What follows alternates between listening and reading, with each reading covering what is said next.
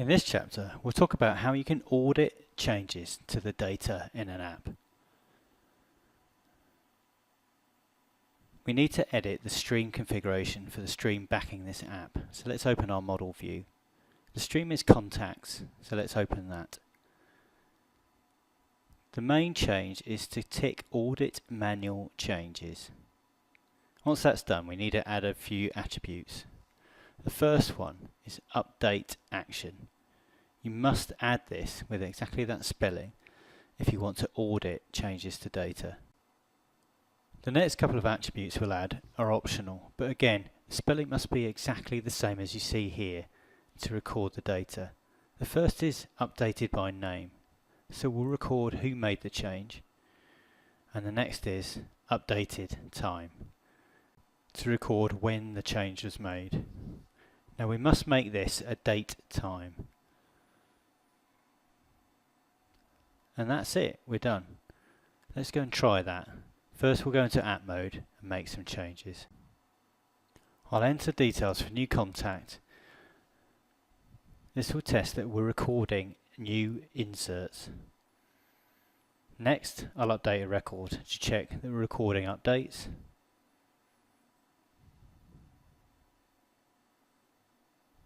And finally, I'll delete a record. Now we're auditing changes. Rather than actually removing the record entirely, we'll keep an old copy and record that it was deleted. One way of seeing what's going on behind the scenes is to look at the stream sets or the runs of the stream. And here we can see there are 3 new runs, each of size 1, which means they contain one record, or the record that we updated. The best way of seeing all this data is to create a new view. So let's set up a new dashboard and we'll call this Contacts Full History.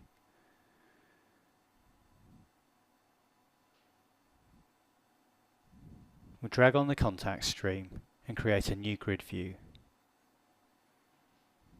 We'll add all the attributes.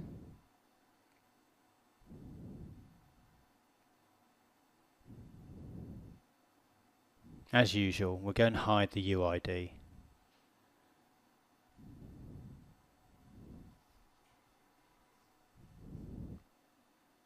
This view has been given the name contacts_1, so let's give that a better name. We'll go into the stream view configuration and set the name.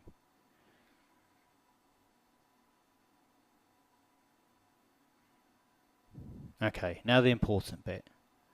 We're going to tick Include History Records. You don't normally want this because you only want to show the active records, but in our case we want to be able to review every change that was made, and there we can see them. Where our new fields are blank, that's before we turned on auditing, so we have recorded no information there about changes. But for the 3 changes we made just now, we can see what the change was, whether it was an insert, an update or a delete, who made it, and at what time and date.